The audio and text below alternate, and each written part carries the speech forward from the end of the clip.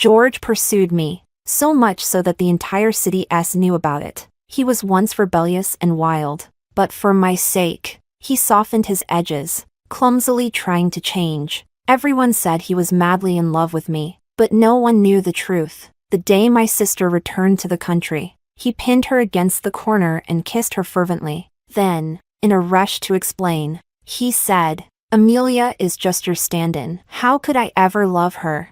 As long as she's around, no one will set their sights on you." Chapter 1. The day Diana returned to the country just happened to be my birthday. George texted me, saying something had come up and he needed to meet with an important shareholder. He asked me to take his place and entertain a client. "This deal is crucial. There can't be any mistakes," he reassured me. "Honey, you're the only one I trust." A few years ago, George Hahn had a falling out with his father and stormed out of the Hahn family home. I stood by him as he started from scratch, working our way up together. I knew how much he valued the company he had built from the ground up. I could hear the anxiety and guilt in his voice, so I didn't question him. The client I was meeting had some past disputes with George, and it was clear he wasn't coming with good intentions. Seeing that George hadn't shown up, the client decided to make things difficult for me. Whiskey after whiskey went down, the harshness burning my throat and setting my insides on fire. When the deal was finally settled, I excused myself to the bathroom, using it as an escape from the client's wandering hands. But I never expected to run into George there. He was gently cradling a girl in his arms, pressing her into the corner and kissing her with devotion, as if she were the most precious thing in the world. His voice was restrained, yet filled with suppressed emotion. He said, "Diana, we've really missed out on too much time together." Then, in a rush, he explained to her, "Amelia is just your replacement. How could I ever love her?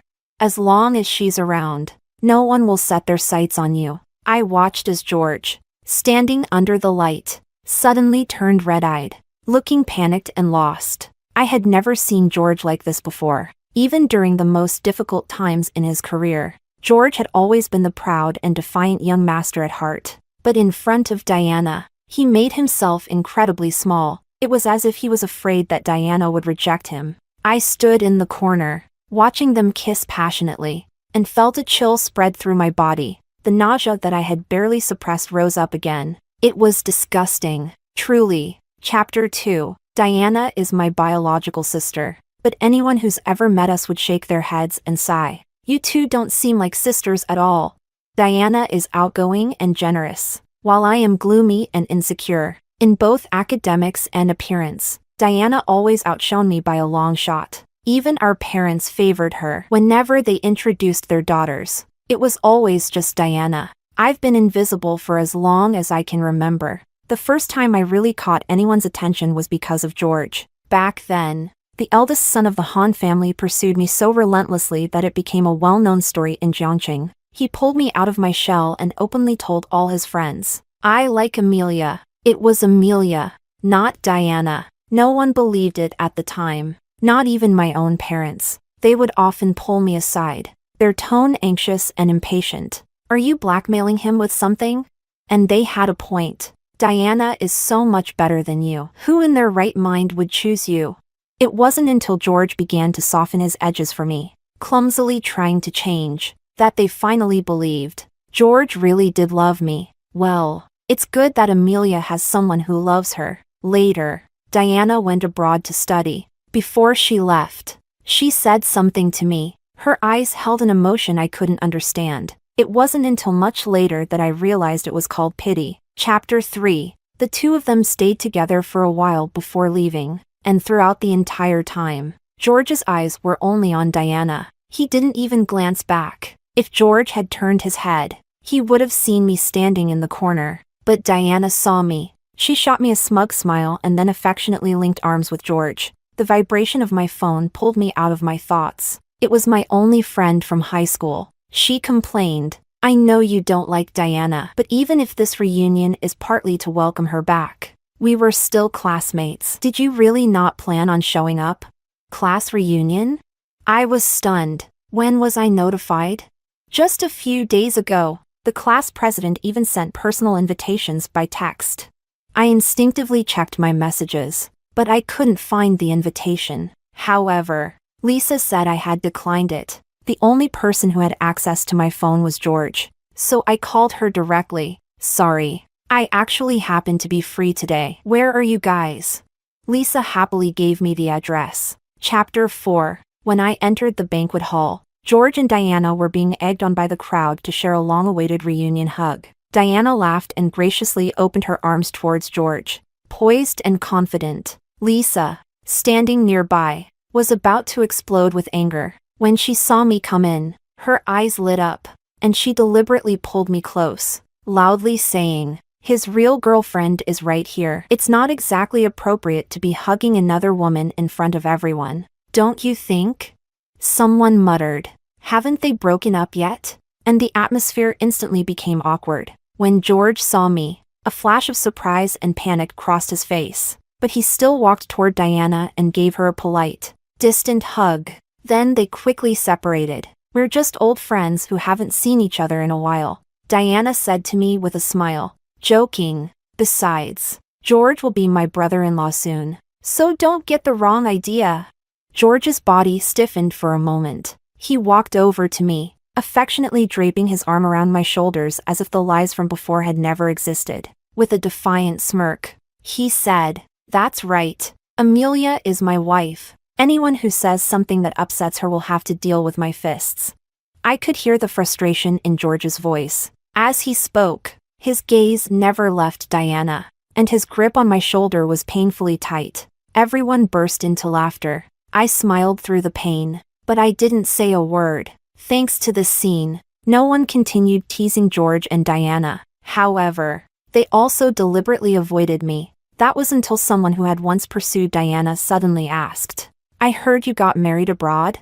Diana's calm smile froze on her face. Chapter 5. My relationship with Diana has always been distant, but I've always known that she is a proud and self-assured person. Hearing the comment, I was slightly surprised and glanced at her. "I have a friend abroad who saw Diana and her husband," the man continued, his tone laced with malicious pity. "But Diana, why did you marry that foreigner without even knowing the full story? My friend says he may be rich, but he's old and has a bunch of illegitimate kids to deal with. I don't remember the Sue family falling on such hard times. How could you? Have you said enough?"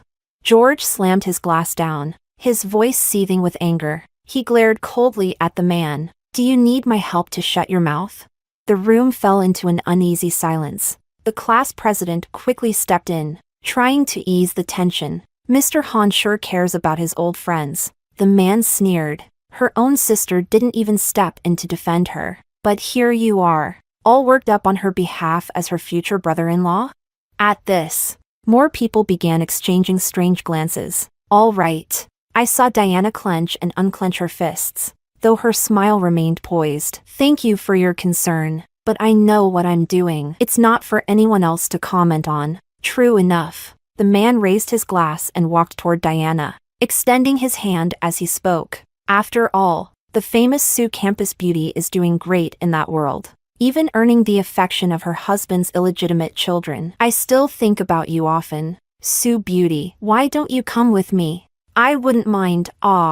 Before he could finish, the man let out a scream. "I told you, if you can't control that mouth of yours, I'll do it for you."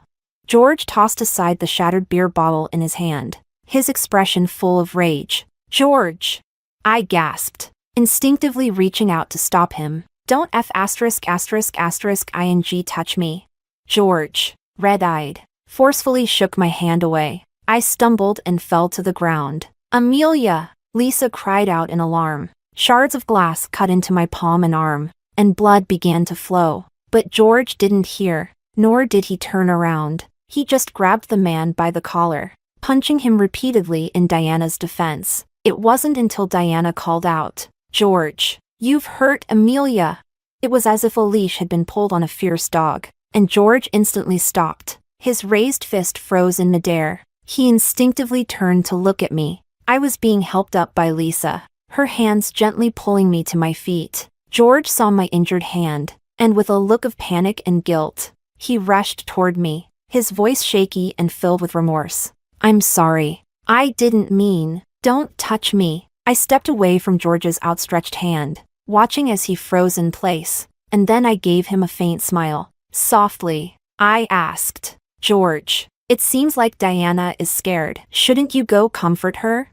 Chapter 6. No one expected me to react like this. Even Lisa couldn't help but gently tug on my arm, whispering, "Amelia, don't say things out of anger." The sharp pain in my palm made it difficult to keep up the smile on my face. So I turned to the others, offering an apologetic look. "Sorry, but it seems I'll have to leave early." Only then did the others seem to snap out of it and crowd around, offering their concern. But beneath their words, there was a sense of schadenfreude, as if they were enjoying the drama. They said things like, "It looks serious. Amelia, you should go to the hospital." But they made no move to step aside. Their eyes kept darting toward George and Diana, just like so many times before. As long as the three of us were present, there was always a flurry of gossip. George pursued me so relentlessly that all of Jiangqing knew about it. Everyone said he was madly in love with me, but no one believed he truly loved me. Some even bet on how long it would take for George to dump me and end up with Diana. Yet even after Diana left the country, they never got the answer they wanted. But that didn't stop them from waiting for the drama to unfold. I suddenly grew tired of being the center of this spectacle. So much so that I couldn't even muster the energy to put on a fake smile for George anymore. "How much longer do you plan on standing here, letting everyone laugh at us? What joke?" George frowned deeply, a hint of frustration in his voice. "Amelia, stop saying things in anger. Let's get you to the..." In front of Diana, George instinctively avoided calling me wife. He reached out to take me to the hospital, but Diana's panicked scream interrupted him. No one had noticed that the man George had beaten was sneaking up on Diana. All his rage from the beating was now directed at Diana. "You filthy b************." The man grabbed her by the hair, holding a steak knife to her face. His expression twisted with malice. "You've got some nerve. Just got back and already hooking up with your sister's boyfriend." He spat viciously, bringing the knife closer to Diana's face. "Let's see how you can look down on me when I mess up that pretty face." I saw George's face change dramatically. Without hesitation, he let go of my hand and rushed toward Diana again, shielding her tightly behind him. He told her in a low voice to close her eyes and not be afraid. With a single kick, the man collapsed, unable to get up again. George, red with fury, kept beating him, not holding back at all. I stood quietly, watching his back, suddenly feeling a wave of disorientation. Chapter 7. George had always been good to me. The once rebellious and untamed eldest son of the Han family had mellowed for my sake. He distanced himself from his rowdy friends and stopped racing cars or going to bars, all because of a single word from me. He even clumsily learned how to cook because of my stomach issues and insisted I eat breakfast. Whenever people teased him for being whipped, George would confidently sling his arm around my shoulders and retort, "I'm happy to do it." Then, he'd pout and seek my approval. "Honey, they're just jealous of me." He proudly declared his affection for me. Everyone believed that George was head over heels in love with Amelia. But now I realize, it was all just a way to protect Diana. Old Mr. Han had made many enemies in his younger years with his ruthless tactics. And George, having inherited his father's temper, was equally reckless. The worst incident happened when I was kidnapped and taken to the mountains. It was only that one time that George was late in finding me. By the time he did, I was on the brink of being assaulted by the enraged kidnapper. That was also the first time I saw George so furious. He completely destroyed that man, turning into an unstoppable force, much like a mad dog, just like now, as he protects Diana. But back then, I was able to stop George. George had listened to me. He had someone else take care of the aftermath. And then, without a word, he gently carried me onto a helicopter. It wasn't until we were alone that George's voice trembled uncontrollably. He was on the verge of tears. Over and over, he kept apologizing. He buried his face in my neck, and his burning tears scorched my heart. So I told George, "This wasn't your fault. You arrived just in time to save me. And I'm grateful." I was the one who willingly accepted George's closeness, so I should have been prepared to face all the risks that came with it. "It's not like that." George's grip on me tightened, It seemed like he wanted to say something, but in the end, he said nothing. All he muttered was, "Amelia, honey, you're such a foolish, kind-hearted idiot." I didn't understand and continued to comfort George. But after that incident, George stopped flaunting his affection for me in front of others. I thought it was his way of protecting me. But now that I think about it, it was because he felt guilty. So, George, you really did feel guilty toward me, didn't you?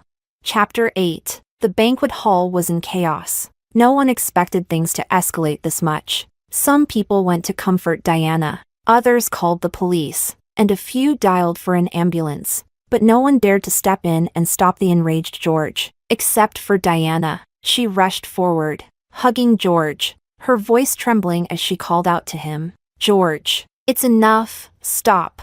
And so, George stopped. I watched coldly as George turned around, holding Diana and whispering softly to comfort her. This hug was much more natural and intimate than the one I had witnessed earlier. "Amelia." Lisa instinctively gripped my arm, her voice filled with concern. "It's fine." I no longer looked at the two of them and turned to leave. "It's fine." From the moment I heard George say, "With her around, no one will target you," I should have understood.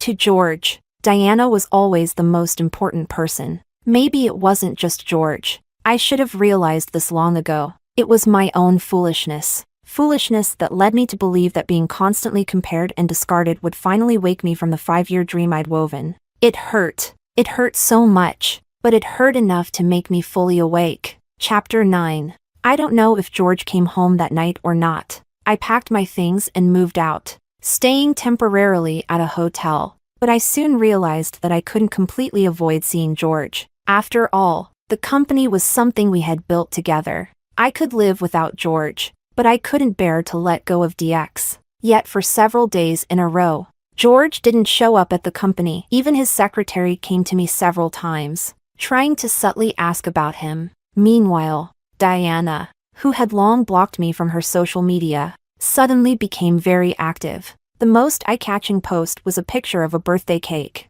The cake was beautiful, and the hand cutting it wore a couple's ring identical to mine. Underneath the post, a flood of people wished Diana a happy birthday and welcomed her back to the country. Among the well-wishers, one comment stood out. "After all this time, you two finally ended up together." And Diana only responded to that one comment, although it was just a vague smiley face. I quietly stared at Diana's reply, and it confirmed what I had already known. Everyone knew that George would inevitably choose Diana in the end. Everyone but me. The transformation of the ugly duckling into a swan only happens in fairy tales. Reality is far more cruel. No matter how hard I had tried, before I could turn off my phone, a call came in. It was my mother. She started in with her usual tone of near accusation. "Why didn't you come back for Diana's birthday the other day? She's finally back in the country. And as her younger sister, you didn't even wish her a happy birthday. Do you know how hurt she feels?" I quietly listened to my mother's biased ramblings. When she paused to catch her breath, I said, 5 days ago was my birthday, but no one remembered." My mother fell silent. It was as if she had gotten stuck, unable to say a single word for a long time. Chapter 10. What do you mean by that? Her voice became more agitated. "Don't be upset." I smiled, trying to calm her down. "I wasn't trying to blame you. Of course, I'm not in a position to blame you either. After all, her favoritism wasn't a one-time thing. The year I was born, my father had an affair. When my mother found out, she was heavily pregnant and went to confront the mistress, which led to my premature birth. During labor, complications arose, and the natural delivery turned into an emergency C-section. My mother had always been vain, but along with her stretch marks, she now had an ugly scar on her stomach. She couldn't accept it and even developed postpartum depression. During that difficult time, it was obedient and understanding Diana who helped her heal. And every time my mother saw me, she was only reminded of the ugly scar on her body and the pain caused by my father's affair. So when my mother showed favoritism, everyone would tell me to be more understanding. "Amelia, your mother went through a lot to give birth to you. You should be more considerate." so I learned to understand my mother and to turn a blind eye to her favoritism. But in reality, this understanding only resulted in me not even having my own birthday. At first, it was to avoid trouble, so my mother made me and Diana celebrate together. My birthday was postponed to celebrate Amelia's birthday. But over time, there was only one crown, and only one person received birthday wishes. They eventually forgot when my birthday even was. So I said to my mother, with George celebrating her birthday, I would have only upset her by being there. Don't bring George into this. My mother's tone grew harsh. You were never a match for George. Who knows what tricks you used to deceive him? She kept talking, but I couldn't hear a word. I just held the phone, staring blankly at the floor, feeling a coldness wash over me. It took a long while before I found my voice again. So after all these years, you still think I don't have a single quality that could make George love me? Isn't that the case? My mother said impatiently. Do you really think you're better than Diana? If you ask me, George and Diana are the perfect match, even though I had been the one by George's side for all these years, taking care of him. My mother still believed I was no match for Diana, so I blinked back the dry pain in my eyes, smiled, and softly said, You're right. George should be with Diana, just like how, no matter how hard I tried, I couldn't make you love me even a little more. How could George ever truly fall for me? I'm really sorry. I struggled to keep my emotions in check, though my voice trembled occasionally. That after all these years, I still couldn't be as good as Diana. But if I had the choice, I wouldn't want to be your daughter. Saying those words brought a sense of relief I had never felt before. I wasn't needed by anyone.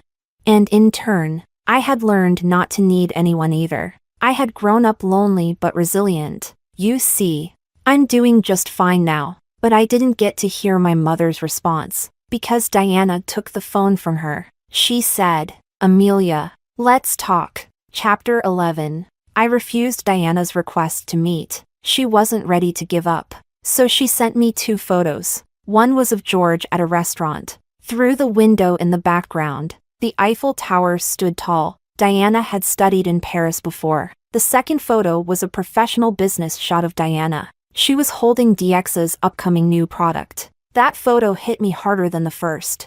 I stared at it for a long time before finally asking Diana, What are you trying to say?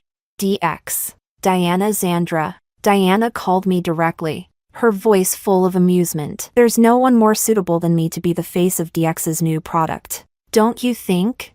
I had always been responsible for the promotion and the spokesperson for DX's new releases. We had originally signed the rising film star Daniela for this campaign. To secure her, I had spent 6 months following her to filming locations, traveling through remote mountains and deserts, pouring in significant effort to finally win her over. And now, just like that, Diana was replacing her so easily. I need some recognition after just returning to the country. So George gave me this opportunity. I heard you were in charge of the spokesperson, so I'll need you to reach out and handle the cancellation. Diana spoke with the tone of someone in charge. At the end of the call, she casually added, as if in passing, Oh, and I heard you were kidnapped and taken to the mountains before? No wonder George rushed back that day. Chapter 12. George was back. He acted like nothing had happened, complaining playfully, asking where I'd gone. His voice was thick with drunkenness. Honey, I feel awful. I could tell he was drunk. There was no point in arguing with a drunk, so I hung up and blocked all of George's contact information. But he came straight to the company. Everyone in the office watched as George rushed into my office, looking flustered and anxious, carefully asking, Honey, are you mad at me? I told my assistant, Lee, to close the door on her way out, dispersing the crowd of curious onlookers. Then I told George, I'm not angry. I had no reason to be angry with someone who no longer mattered to me. George stiffened, but he quickly recovered, pulling a beautifully wrapped box from his pocket, his eyes shining as he looked at me. Honey, look, a birthday gift. It was custom made, so it's a little late. George nervously licked his lips, anxiously assuring me, but I swear I didn't forget your birthday on purpose. I promise. I lowered my eyes to the box in his hand and suddenly remembered something. The moment that led me to agree to be with George. Chapter 13. Growing up. If there was one thing I could surpass Diana in, it was academics. So when Diana casually said, "I wish I could go to and from school with Amelia," my mother insisted I skip a grade to be in the same class as her. It was all to help take care of Diana, who was focused on her arts exams. At first, everyone paid special attention to me because I was Diana's sister. But soon, they lost interest. I was dull and boring, nothing but a bookworm who buried her head in studies. Completely the opposite of Diana. What's more, they picked up on Diana's dislike for me. And so, they started bullying me. George was once one of them, but one day, he suddenly stood in front of me, boldly and arrogantly telling those bullies, "Amelia is under my protection from now on." He started bringing me breakfast, asking me for help with homework, saying he wanted to go to the same university as me. He even admitted to his friends, "Yeah, I like Amelia."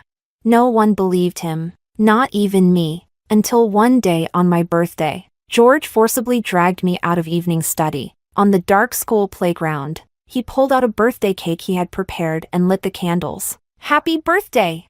The faint candlelight illuminated the fine sweat on his nose. His eyes sparkled as he made a promise, "I'll celebrate every birthday with you from now on." That was the first birthday I'd ever had that was truly mine. And it was because of that promise. It was because of that promise that after our college entrance exams, I agreed to be with George. And I stood by him through 5 incredibly difficult years. But George broke his promise in the end. Though, I guess he didn't really break it. After all, the promise had been built on lies from the very beginning. Chapter 14. Honey, aren't you going to open it?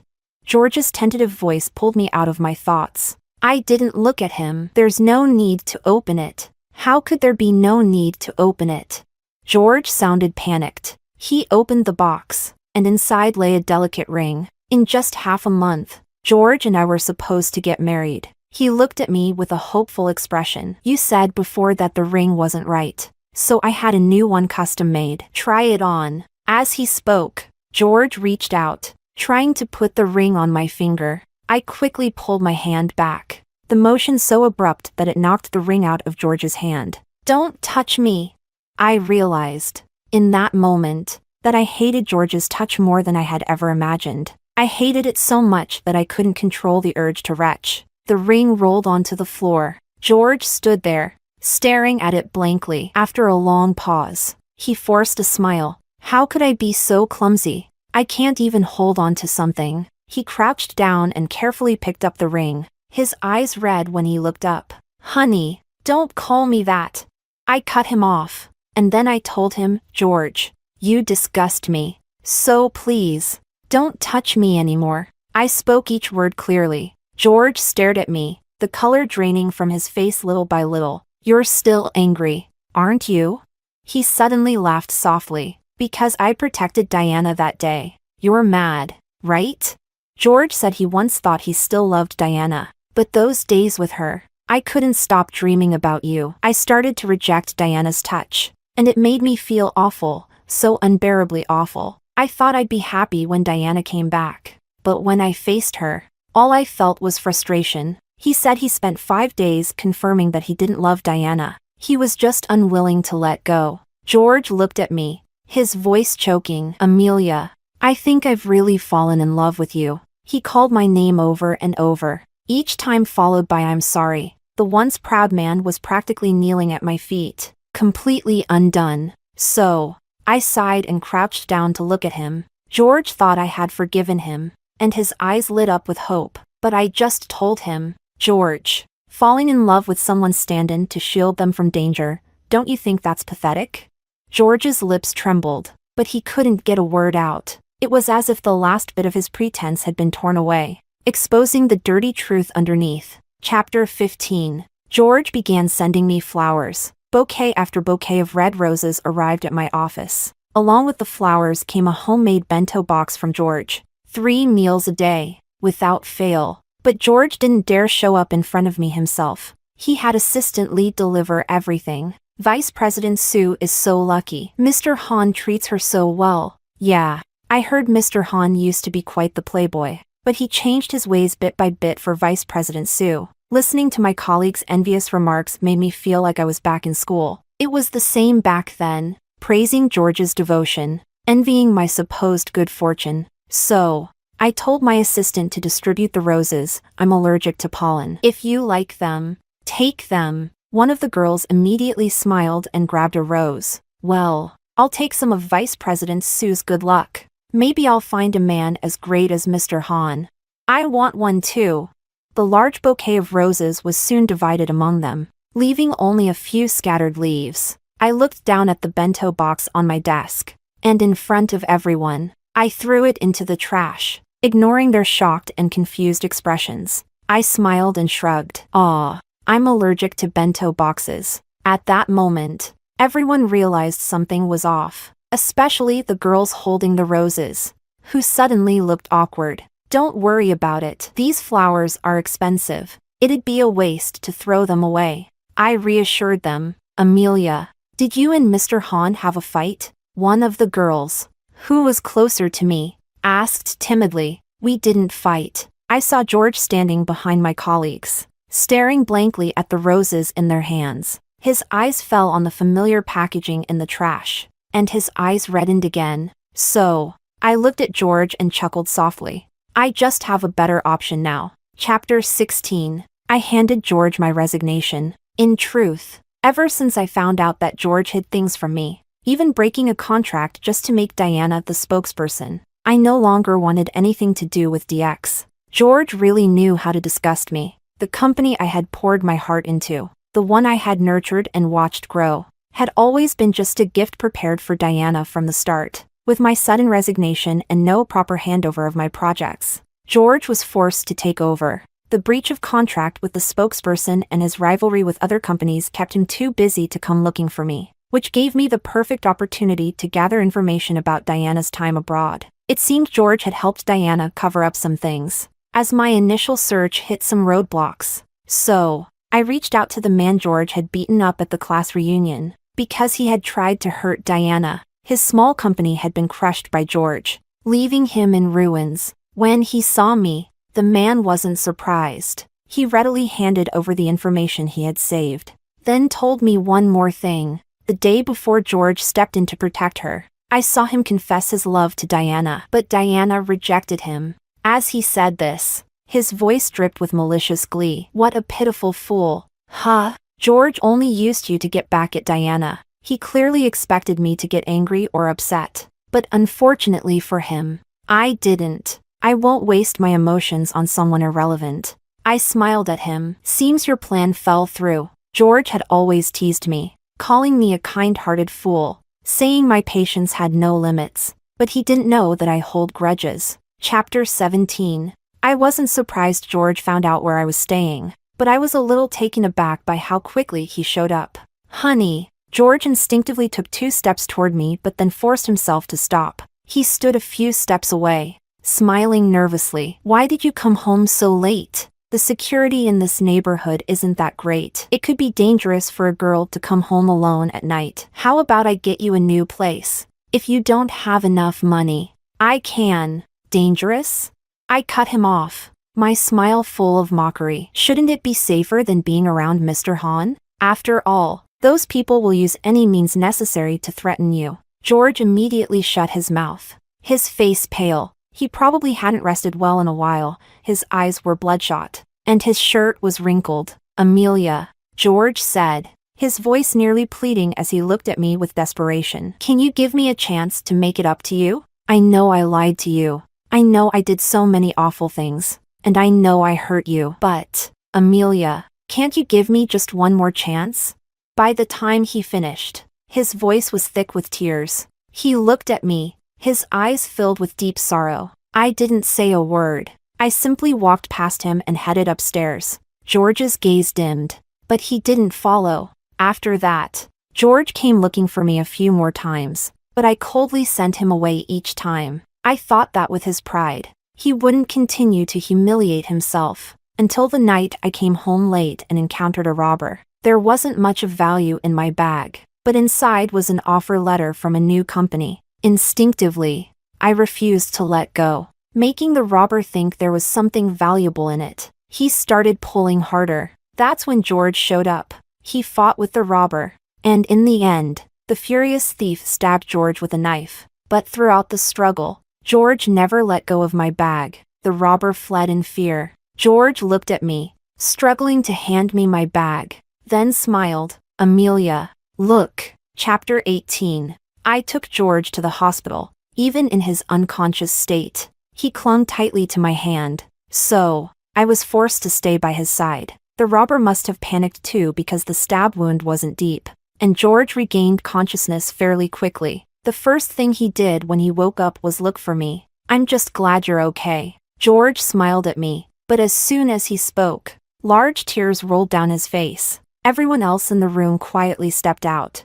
I was so scared something would happen to you. George wiped at his tears clumsily, desperately trying to keep himself from looking so pathetic. His voice trembling. I saw the knife, and my heart nearly stopped. I listened quietly, even as George's words became more disjointed and frantic. Then, as George gradually fell silent, I opened the ring box he always carried with him. I put on the ring. It fit perfectly, as if it had been custom-made for me. I smiled at George. The ring is beautiful, and I watched as the light in George's eyes began to shine again, bit by bit. Chapter 19. It seemed like George and I had reconciled. He was even more clingy than before, treating me with even more caution. It was as if he was trying to make up for everything he had done wrong, and it was as if the whole situation with Diana had never happened. George cautiously tested my attitude toward him, terrified that I would get angry, constantly lowering himself. I hadn't gone back to DX either. George had hesitantly asked if I wanted to return, and I refused. He paused, then awkwardly tried to cover it up. It's fine. I can take care of you. There's so much work at the company, and I don't want you to be so exhausted. I smiled and said nothing. The wedding that had been planned long ago proceeded as scheduled. George was overjoyed when I agreed. As the wedding approached, I remained indifferent, as if it were none of my concern. Because George had taken on all the responsibilities himself, all the original plans for the wedding were scrapped and redone. He seemed terrified something would go wrong, so he handled everything personally. Even the wedding dresses were selected after much deliberation by George, and he sent over a few options for me to choose from. This one, I casually picked one without even looking closely. I didn't even bother to try it on. George's excited smile froze. He stared at the dress, lost in thought, but eventually smiled and nodded. That's the one I liked too. I knew we were in sync. He had the dress taken away. You only need to look beautiful as my bride, he said, kissing me lightly, his eyes slightly red. I promise I'll treat you better than anyone ever could, he vowed with all seriousness. I smiled and murmured in agreement, silently watching George's figure as he left. So, George, you still don't understand me. If I didn't even want to try on the dress, how could I ever agree to be your bride? Chapter 20. On the day of the wedding, George's smile never left his face, until he saw Diana walking toward him in a white wedding dress, a joyful smile on her face. Behind her, the flower girl was the child of George's best friend. On Diana's hand was a wedding ring. It was the same ring I had tried on before but found didn't fit. In truth, the wedding ring George had prepared for so long just wasn't meant for me. George, Diana called out to him, her eyes brimming with tears. We're finally together. No, not you. George seemed to snap back to reality. Panic filled his face as he frantically searched for me. Where's my wife? Where's Amelia? Where did she go? Diana, did you force her to leave me again? He grabbed Diana's shoulders, nearly snarling through gritted teeth. How can it be you? How could it ever be you? Diana's usual perfect smile froze. George, you're hurting me. She frowned, softening her voice. Weren't you always waiting for me? Now that I'm back, shouldn't we be together? No, I only want Amelia. George shoved Diana to the ground, completely ignoring the murmurs of the crowd as he tried to rush out to find me. And at that moment, the screen behind them lit up. Diana appeared on the screen. She looked younger and more beautiful than she did now. In high school, Diana had been sweet and gentle, the dream girl of many. But in the video, she was smiling as she ordered people to strip a girl and burn her with cigarettes, leaving scars on her skin. All because the girl had accidentally spilled water on Diana's dance shoes. Amelia? Diana tilted her head with a soft smile, her voice still gentle. She's just a worthless brat that no one cares about. You can have some fun with her. It's not like my mom likes her anyway. Even if Amelia ends up dead, I'll just say a few words, and my mom won't be too upset. As the video played, I noticed my mother in the audience, her body stiffening. Her eyes were glued to the screen, filled with disbelief, as if she didn't recognize the daughter she had always loved. It had taken me a long time to find these videos. Before Diana left the country, she had asked people to cover up her sordid past. But the things people do always leave traces. The latter part of the video showed Diana's life abroad. She had married an older man, and to inherit his fortune, she seduced his illegitimate son and plotted his death. Diana panicked. She frantically tried to turn off the video, but George stopped her, ignoring her cries and pleas. George coldly made her watch the entire thing. By the time the video ended, the police had arrived. I had called them. Diana's face was streaked with tears, her carefully crafted appearance now a mess and almost comical. It wasn't me. I didn't do any of this. It's all a lie. It's all a setup.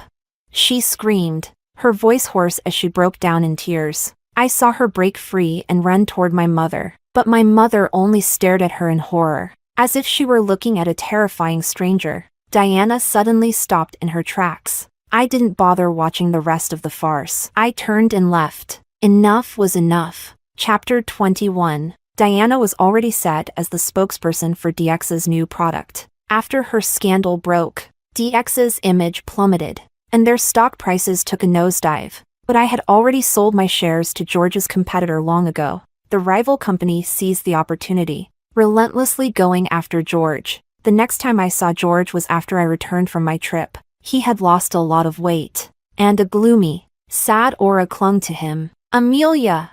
George's voice was hoarse. He tried to reach for my arm but froze under my cold gaze. I told you before. You're filthy. Don't touch me, I said flatly, and then added, George, acting like this will make Diana very sad. You waited for her for so many years, protected her for so many years, even though she's facing her punishment and going to prison now. I'm sure you love her so much that you'll still wait for her, right? George's body swayed slightly. His voice was strained. I'm not waiting for her, but honestly, sometimes I'm quite envious of Diana. I smiled, pretending not to hear George's words. It seems like all she has to do is stand there, and people line up to love her without her doing anything. We're sisters, but we couldn't be more different. The things I worked so hard for, Diana could get so easily. And even more than I could. Sometimes I feel like life is pretty unfair. I blinked, my eyes feeling dry, but it seemed like a weight had been lifted off my chest. But so what? Amelia is just Amelia. Even if I don't have anyone else, I'll still be fine. Haven't I always managed before? Amelia!